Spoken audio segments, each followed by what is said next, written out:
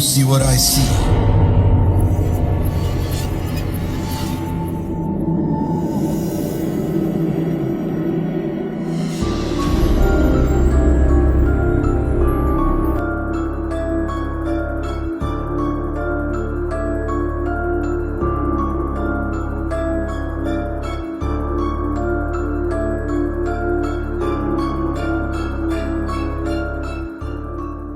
Hai warga Sukawedi, aku Rahel. Mumpung di bulan Desember, aku akan cerita pengalaman salah satu temanku yang pernah tinggal di salah satu kota kecil yang ada di Jerman. Nama temanku ini Sita. Dia adalah salah satu karyawan di bagian tour and travel yang ada di sana. Salah satu tradisi yang umum dilakukan saat menjelang Natal di sana adalah Christmas Carol, yaitu sekelompok orang yang bernyanyi lagu tema Natal dari satu rumah ke rumah yang lain. Kalau kalian pernah nonton acara film barat yang mengusung tema Natal, kemungkinan kalian pernah melihat tradisi ini. Tanggal 22 Desember menjelang tengah malam, Sita yang dapat giliran lembur di hari itu mulai jalan pulang. Di sana orang-orang lebih suka menggunakan sepeda atau kendaraan kecil yang cukup untuk 2 orang aja. Kalau Sita sendiri kemana-mana memang lebih suka pakai sepeda sih. Yang namanya kota kecil, kalau udah jam segitu memang sepi. Tapi karena sudah banyak rumah-rumah yang pasang dekorasi Natal dengan lampu warna-warni, so suasana malam itu jadi lebih terang dan meriah. Walaupun gak ada orang lain yang berseliweran. Sampai di persimpangan jalan, ternyata jalur ke kiri yang menuju ke rumahnya malah ditutup karena ada perbaikan jalan. Sita memang tahu kalau ada jalan yang memang rusak parah kemarin.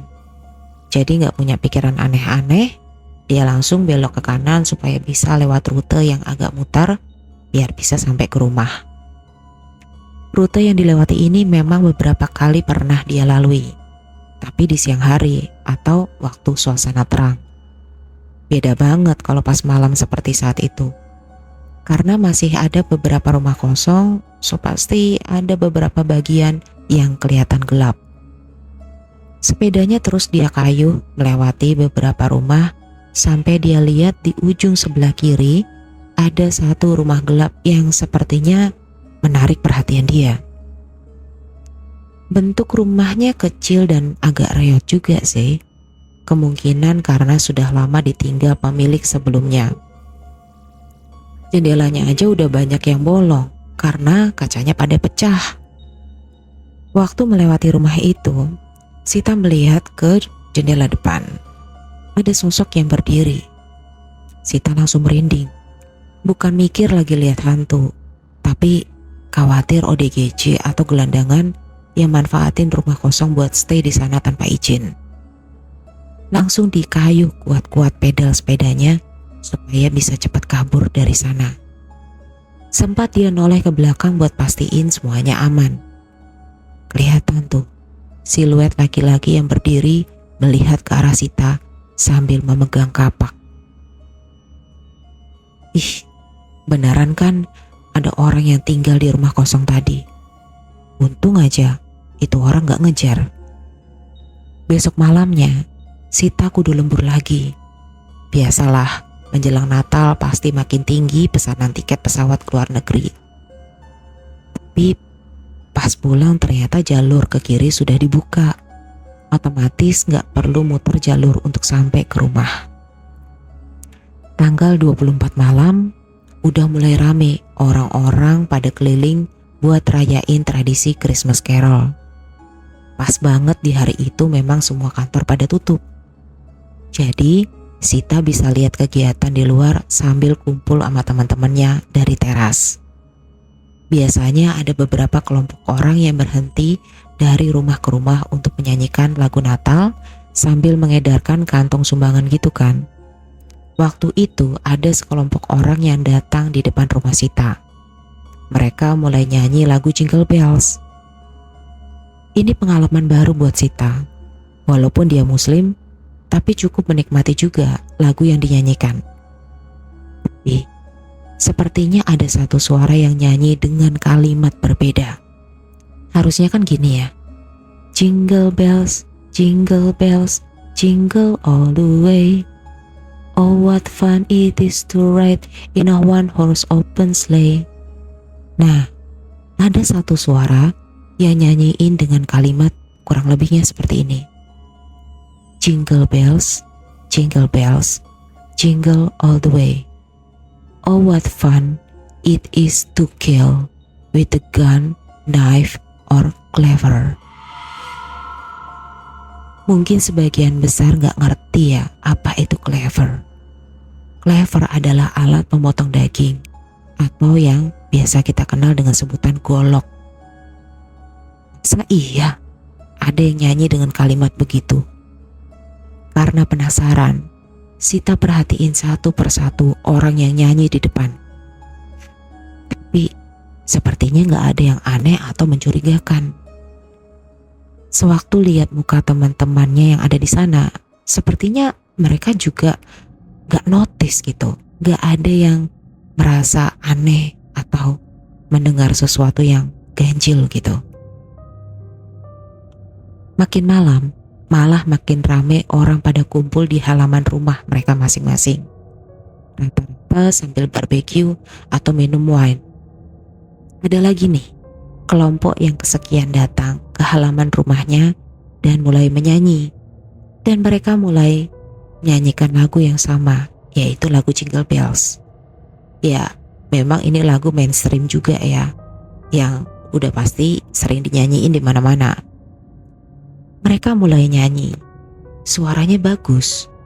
Hanya ada satu suara yang kedengaran gak harmonis dengan kalimat yang aneh.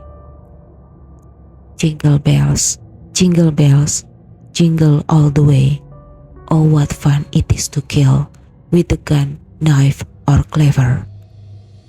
Sita mulai ngeliatin kelompok itu satu persatu sambil membaca gerakan bibir mereka. Semuanya normal, gak ada yang aneh. Perhatiannya mulai beralih ke salah satu pohon yang ada di dekat jalan. Pohon yang gak banyak kena cahaya lampu. Ada siluet laki-laki berdiri menghadap dia.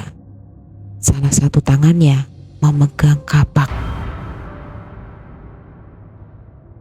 Sita coba lebih fokus buat ngeliat. Jangan-jangan hanya halusinasi. Siluet itu mulai bergerak maju. Tangannya yang membawa kapak mulai terayun pelan. Cahaya lampu yang menyinari siluet itu jadi mulai terlihat jelas mukanya seperti apa. Rambutnya lepek dan agak gondrong. Matanya terbuka lebar dan senyumnya menyeringai. Sita ketakutan dan coba kasih tahu teman-temannya yang ada di sana. Mungkin karena mereka sudah mulai mabuk, jadi mereka malah ketawa dan gak peduli. Sita langsung lari ke dalam rumah dan kunci pintu dari dalam. Waktu lihat sosok tadi sudah semakin dekat. Buru-buru dia masuk ke dalam kamarnya yang ada di lantai 2, lalu coba mengintip dari jendela. Kebetulan memang jendela kamarnya menghadap ke halaman di mana mereka tadi kumpul. Di antara orang-orang yang sedang gembira, minum, dan makan, sosok yang sekarang berdiri di dekat pohon sambil melihat ke arahnya itu terlihat kontras dengan sekelilingnya. Dia melihat tepat ke jendela kamarnya, seperti tahu sedang diperhatikan. Sita langsung masuk ke balik selimut sambil berharap kalau sosok tadi segera pergi. Berjam-jam berlalu, sampai suasana di luar sana mulai hening dan terang. Dia beraniin diri buat ngintip dari jendela. Di luar sana sepi, gak ada orang. Ya wajar dong, karena saat itu memang udaranya dingin banget, karena itu kan musim salju ya. Tapi teman-temannya yang kumpul semalam itu juga gak ada di halaman. Pada kemana mereka? Sosok semalam juga udah gak ada. Sepertinya sih aman, gitu pikir Sita. Dia lalu ambil HP buat ngecek pesan masuk. Ternyata HP-nya mati karena lupa di-charge. Sambil charging dan hidupkan HP-nya, beberapa pesan masuk dari teman-temannya yang memang tinggal di rumah ini. Awalnya mereka minta dibukain pintu, sampai mereka marah-marah. Lalu yang terakhir, pesannya mengatakan kalau mereka numpang tidur di rumah teman mereka yang lain. Ya sudahlah, yang penting mereka selamat dan ada tempat untuk istirahat. Sekitar 3 atau 4 hari kemudian, Sita pengen jalan-jalan keluar sambil cari spot foto yang bagus. Dan karena masih pada libur Natal tahun baru, jadi banyak anak-anak atau orang dewasa yang jalan-jalan atau main salju. Kendaraan yang lewat hanya kendaraan khusus untuk menyingkirkan salju aja. Rata-rata penduduk sini memang lebih suka jalan kaki di musim dingin. Sampai di persimpangan yang biasa dilewati tiap berangkat dan pulang kantor, ada mobil ambulans disusul mobil polisi menuju ke arah jalan yang pernah dia lewati sewaktu ada perbaikan jalan. Kalian ingat gak? Jadi kalau dari kantornya Sita kan harusnya belok kiri, tapi ini belok ke kanan. Karena penasaran, Sita ikut ke arah sana. Ternyata ambulans dan mobil polisi tadi berhenti di rumah kosong di mana Sita pernah lihat ada sosok orang yang bawa kapak itu. Ada polis lain dan beberapa orang yang penasaran berkerumun di sana. Lalu ada 2 orang keluar membawa tandu dan orang atau mungkin tubuh kali ya yang ditutupi dengan kantong jenazah. Lalu salah satu polisi menyusul keluar dengan menyeret koper besar berwarna hitam. Sebenarnya penasaran juga sih, pengen ke sana dan tanya-tanya. Tapi Sita malah jadi ketakutan sendiri karena dia ingat laki-laki yang pernah bawa kapak itu yang sempat mendatangi rumahnya. Siapa tahu orang itu sembunyi di suatu tempat kan. Dan ternyata guys, kejadian itu sempat diliput dalam berita di TV nasional di hari yang sama. Seorang buronan yang diduga sudah menculik, memperkosa, dan membunuh dengan cara mutilasi 5 anak usia kisaran 3-7 tahun di rumah itu. Beberapa korban bahkan sudah pernah dilaporkan hilang dari beberapa tahun sebelumnya. Barang-barang yang diduga milik pelaku juga ditunjukkan. Ada tali tambang, botol berisi cairan bius, linggis, palu, pisau, dan kapak. Sketsa wajah korban dan pelaku saat itu sempat terpampang di layar TV. Sesuai dugaan, wajah pelaku sama persis dengan lelaki yang pernah mengejarnya di rumah ini. Matanya besar, rambutnya lepek, dan senyum yang menyeringai lebar. Tapi yang membuat Sita ketakutan sebenarnya bukan itu guys, melainkan hasil autopsi yang menyatakan bahwa pelaku sebenarnya sudah meninggal beberapa hari sebelum dia menampakkan diri di rumah kosong itu.